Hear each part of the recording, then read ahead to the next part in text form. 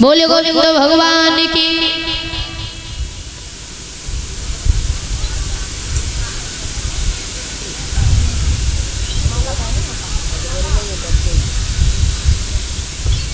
और ये 101 रुपए से हमें सम्मानित कर रहे हैं और एक फूलों का हार श्रीमान बैजनाथ बाबा जी की धर्म पत्नी जी उनकी तरफ से आए हैं। इसी गांव ग्राम मालों के रहने वाले हैं। कामना करेंगे भगवान ऐसे भक्तों को समाज का सम्मान और माया से भंडार भरे रखें, यही कामना और आकांक्षा है गोविंद भगवान से। बोलिए कन्हैया लाल की। सखियां भगवान कन्हैया से बोली कन्हैया सुनो।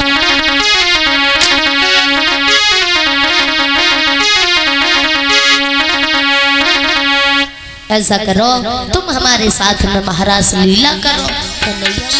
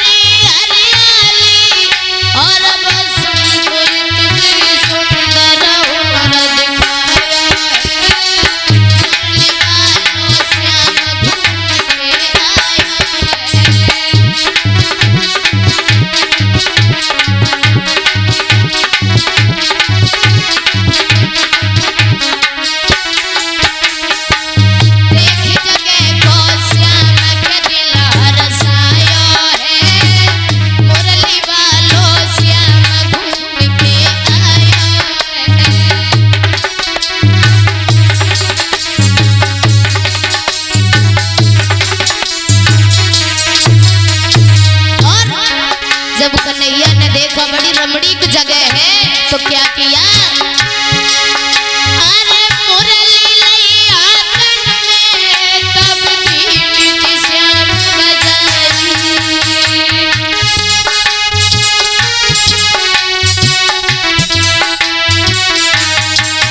अरे बंसी लैया तन में धीमी तब श्याम बजाई,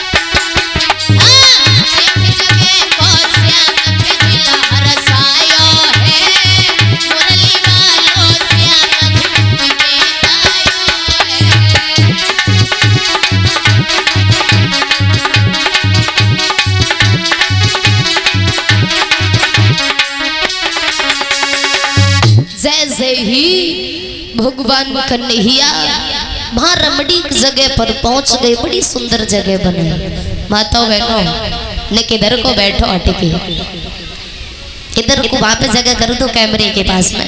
तो जब सखी ने की कान में आवाज पहुंची वो बंसी की, तो तुम्हें नहीं पता है, जो सखी पता है रोटी बनाई रही थी ना, एक रोटी तवा पे डाल दी, एक हाथ में तो हाथ पे ही लेके चल रही, और एक कोई गोपी अपने बच्चे को खिला रही थी, तो कोई खबर ना कहाँ डरो कहाँ ना उठ के भाग चली, क्योंकि बंसी की धुनी इतनी सुंदर लग रही थी। और वो बंसी की धुनी पता है जाति मात्र औरतन के गोपियन के कानन में जा रही थी, पुरुष के काऊ के कानन में नहीं जा रही थी बंसी की धुनी।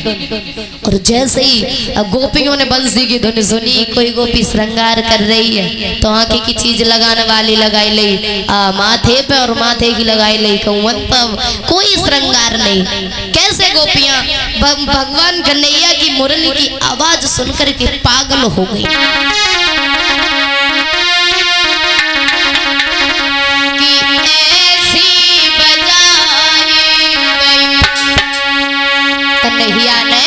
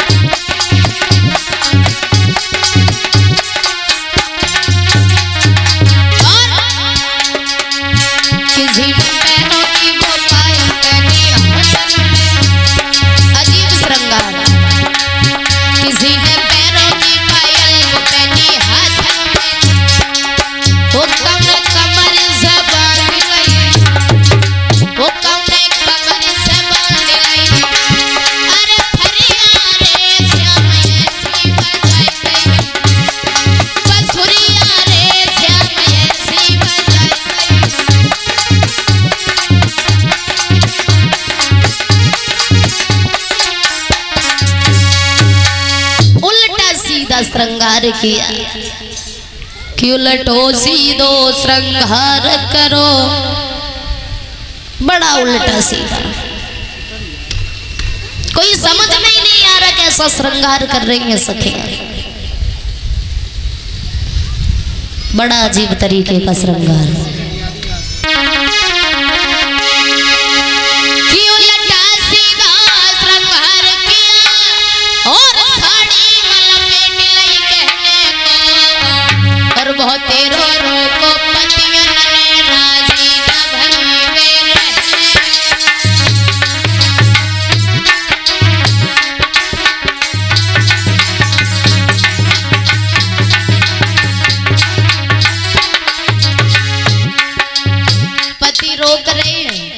कहाँ जा रही? बोली मैं तो जा रही हूँ कोई काम सही जा रही हूँ, तुम्हें कहा लेनो देनो, तुम आराम से अपने घर में काम करो। पति बोले अच्छा तो तुम जाए कहाँ रही हो? और ये उल्टा सीधा श्रृंगार करके। बोली तुम्हें मतलब क्या है? कहीं जाऊँ मैं? जा रही हूँ, ठीक जगह पे जा रही हूँ।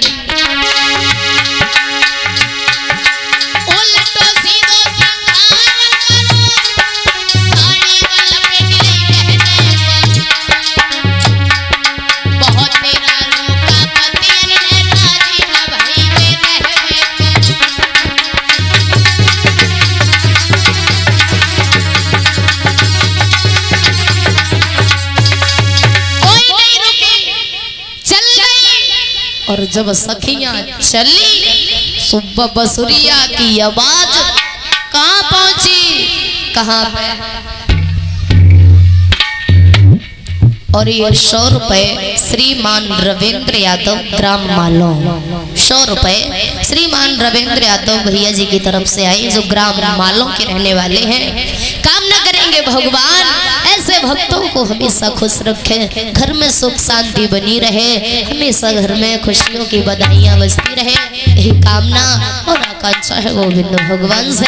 बोलिए आनंद कंद भगवान की। मेरे भैया जैसे आवाज पहुंची किनके कान में? पार्वती के कानन में आवाज पहुंची। सो रात को समय रहा, सो भोले बाबा पास में लेटे थे। सो पार्वती ने सोची कि भोले बाबा सोए रहे हैं और कन्हैया जब महाराज करेंगे तो चुपचाप उठी और जैसे ही उठ के चली, सो भोले बाबा ने साड़ी पकड़ ली। रुको, कहाँ जा रही हो इतनी रात के समय पे? सो अकेली। पार्वती बोली भोले बाबा साड़ी छोड़ो मेरी, तुम जाए कहाँ रही हो? कहाँ जा रही हो? पार्वती बोली जा रही हूँ मैं, ठीक ही जा रही हूँ, तुम पहले हमारी साड़ी तो छोड़ो। कहने लगे भोले बाबा तुम बताए तो दो कहाँ जा रही, तुम तो चिल्लाए रही हो। पार्वती बोली तुम्हें नहीं पता? कन्हैया महाराज कर रहा हूँ, महाराज कन्हैया। अच्छा तो पार्वती ऐसा न करो, कहा मुगले भाई चलो हूँ। पार्वती बोली बिल्कुल नहीं, वहाँ पे मात्र स्त्रियां जाती है, मर्दों का कोई काम नहीं है। भोले बाबा बोले अच्छा मर्दों के लिए का बैरियर लगाए क्या जो घुस नहीं पाएंगे उसमें? बोले बिल्कुल, अगर मर्दों को कोई देख लेगा ना कन्हैया, और कन्हैया ने देख लिया पर कोई मर्द आया तो वो महाराज नहीं करेगा।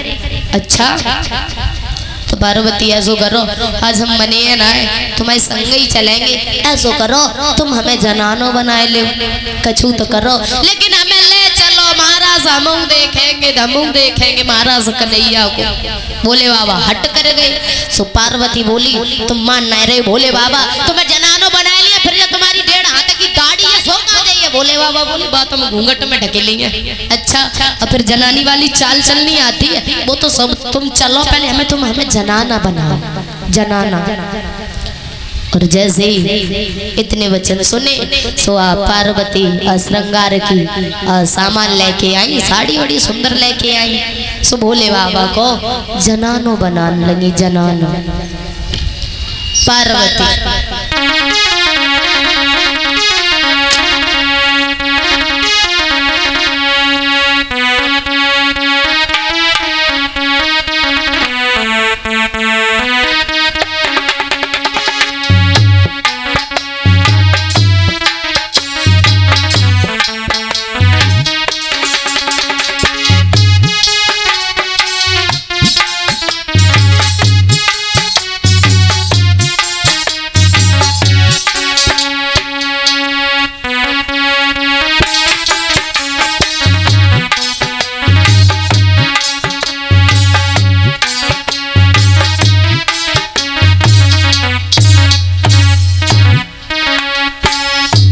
आज भोले बाबा को जनानो बना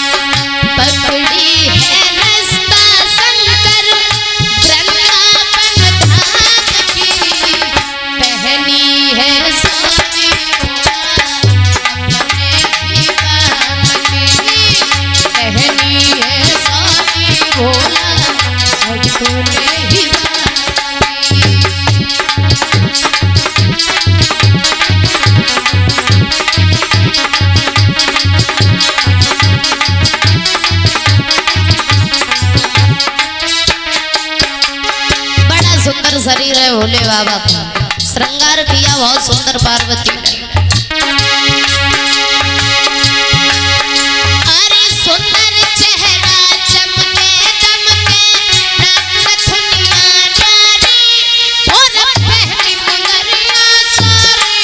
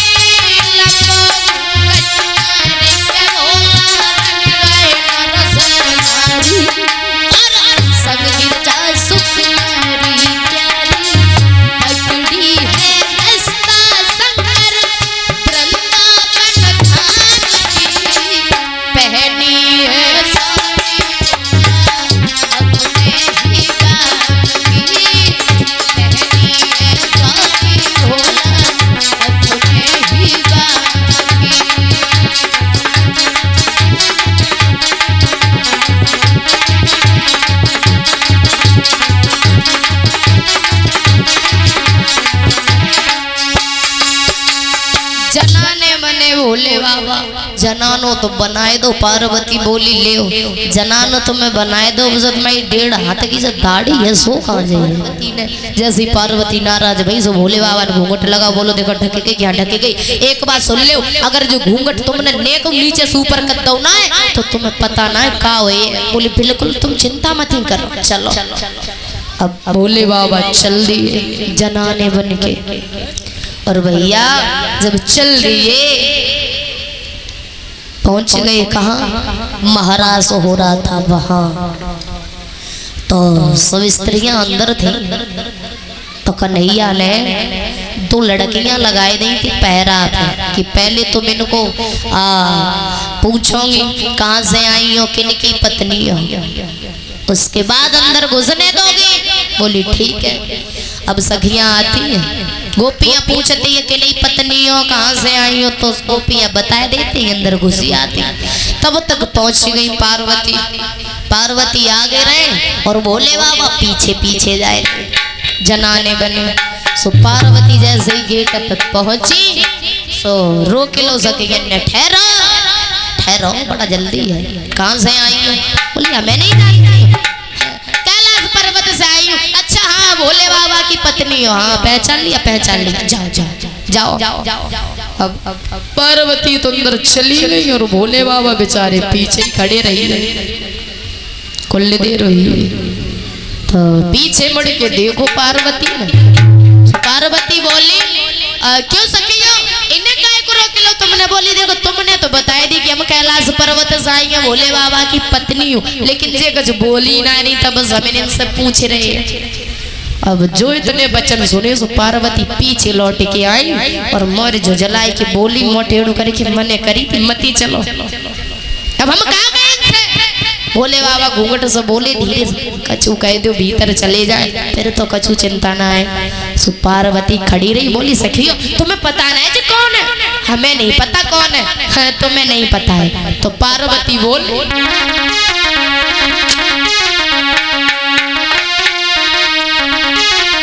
सुनो कि चाहे गणपति की बहुरिया, गणेश को जानते हो तो मौलल्ला है गणेश, बाकी बहू है और तुमने शायद पहचाना ना भूल कर दी है। बोली अच्छा कि हाँ आगे बोलो। सो पार्वती बोली सुनो रोक लो, तुमने नहीं पता कौन है, हम बताए नहीं। चाहे गणपति की बहुरिया मानो तो सही, मेरे गणपति की बहुरिया मानो तो सही।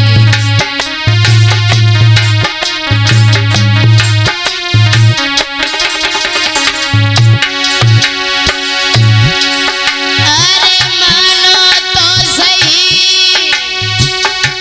ओ गोइया मानो तो सही, गाय गणपति की मैं मानो तो सही, मेरे लाला की हो के मेरे गणपति की बहुरिया मानो तो सही।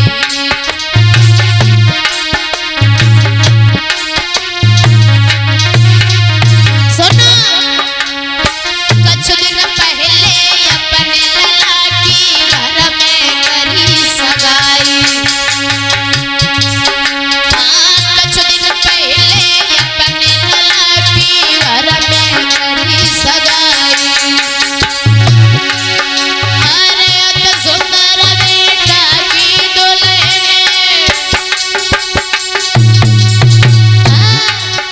अरे अत सुंदर बेटा की दुल्हन मेरे अंगना में आई, पूजी पर्वत की टहरिया मेरे लाला की हो मेरे गणपति की बहुरिया मानो तो सही।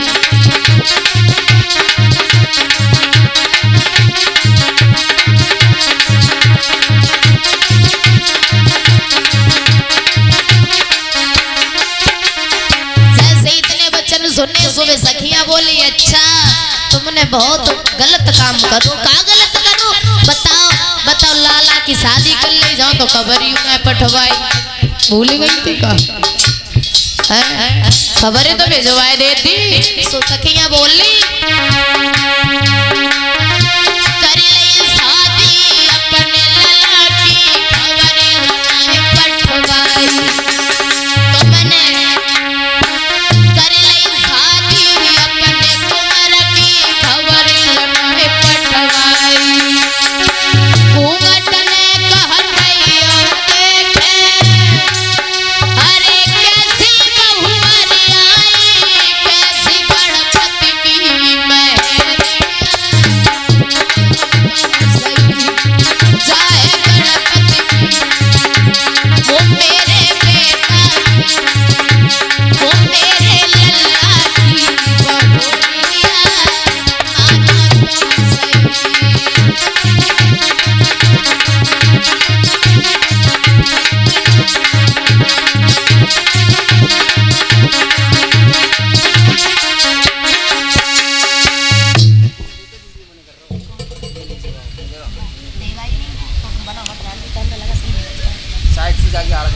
मेरे भैया इतने वचन जैसे ही सुने कहने लगे सखियां चलो कोई बात ना, गणेश की पत्नी है तो ऐसो करो ने तुमने हमें ना बोलवाओ तो ने किनको ने घूंघट हटवाए दो और ने हमें दिखाया तो दो कैसी है गणेश की पत्नी।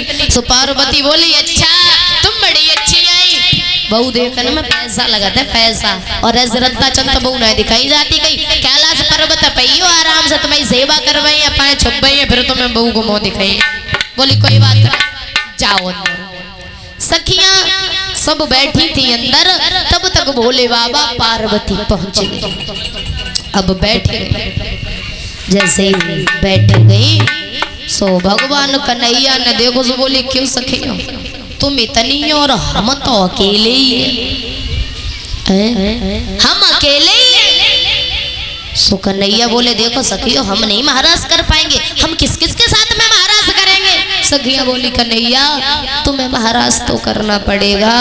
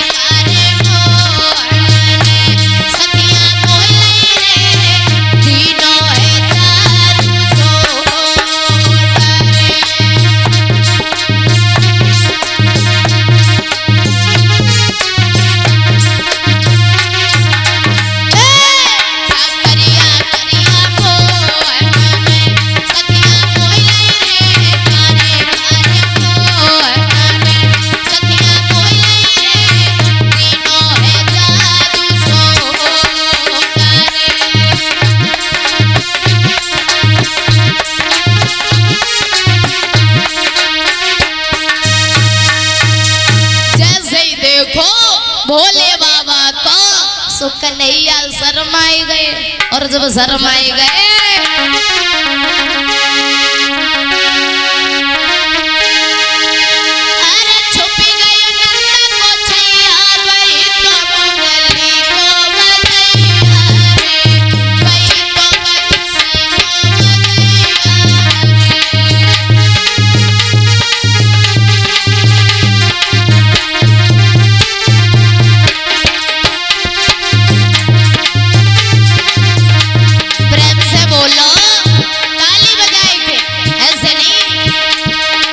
भोले बाबा को देखो सो कन्हैया छुप गए, अरे छिप गए